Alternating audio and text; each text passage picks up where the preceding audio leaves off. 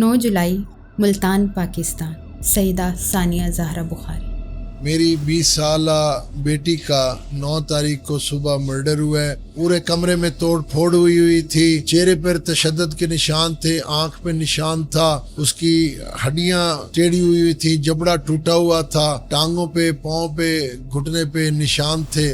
Daughter of Syed Asad Abbas Shah Bukhari, जिसकी उम्र 20 साल थी और 2 बच्चों की मां थी और तीसरे के साथ 5th मंथ प्रेग्नेंट थी। उसके हस्बैंड सैयद अली रज़ा बुखारी ने उसे किसी हैवान की तरह कत्ल कर दिया। He cut her tongue, broke her teeth, raped her, choked her to death and hanged her body to the ceiling fan.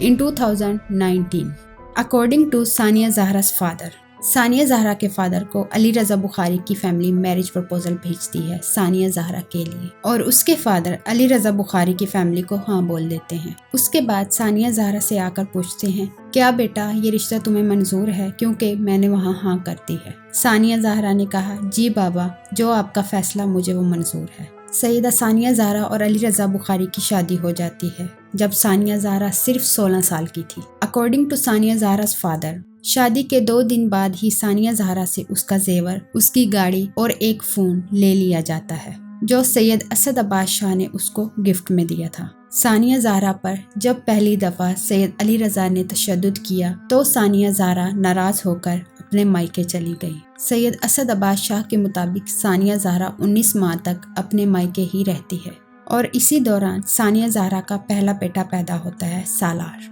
जब सानिया ज़हरा नाराज़ होकर मायके जाती है तो सानिया ज़हरा बेबी एक्सपेक्ट कर रही होती है। सानिया ज़हरा इस बात पर बाज़िद होती है कि अब वो अली रज़ा के साथ घर नहीं जाएगी। सानिया ज़हरा ने अपनी एजुकेशन दोबारा स्टार्ट की और यूनिवर्सिटी में एडमिशन लिया और उसके बाद सानिया ज़हरा ने अली रज़ा बुखारी पर एक केस किया नान नफ़का और हक महर के बारे में। अब जब केस का फैसला आने वाला था, अली रज़ा यूनिवर्सिटी में सानिया ज़हरा से मिलने आता है और सानिया ज़हरा को चालाकी से अपनी बातों में फंसाकर वापस ले जाता है। सैयद असद अब्बास शाह के क्लेम के मुताबिक सैयद अली रज़ा ने एक वीडियो बयान में ये वादा किया कि वो सानिया ज़हरा पर मारपीट बंद कर देगा और अपनी पहली बीवी को भी तलाक दे देगा, जिस पर सानिया ज़हरा ने वापस जाने का फैसला किया। Now listen to Syed Ali Raza Bukhari statement. Ali Raza कहता है, मेरी बीवी के साथ मेरी कोई लड़ाई नहीं थी। नॉर्मल रूटीन में हमारी लड़ाई हो जाया करती थी जो कि 1 दिन से ज़्यादा नहीं चलती थी। 8 जुलाई 2024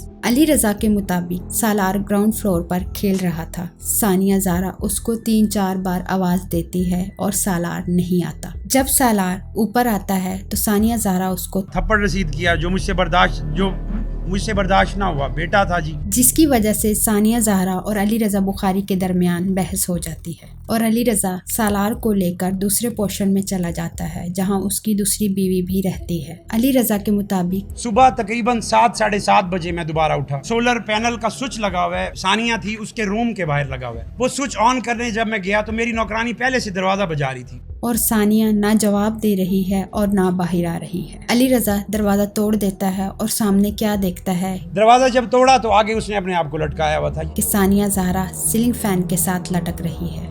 9 जुलाई 2024।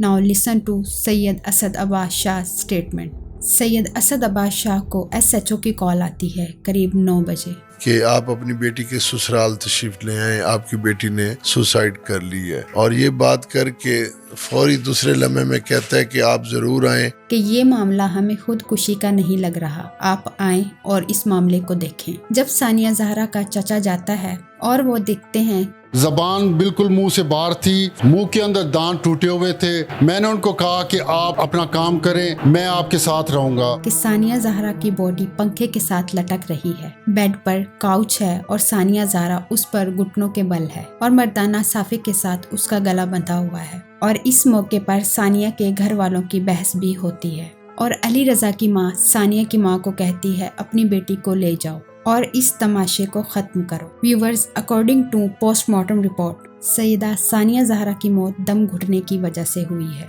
पोस्टमार्टम रिपोर्ट बनवाना अपने हिसाब से पाकिस्तान जैसे मुल्क में कोई मुश्किल बात नहीं है। हम नहीं जानते कि हकीकत क्या है, लेकिन मैं सबसे अपील करती हूँ कि इस केस की प्रॉपर इन्वेस्टिगेशन होनी चाहिए और सानिया ज़हरा को जस्टिस मिलना चाहिए।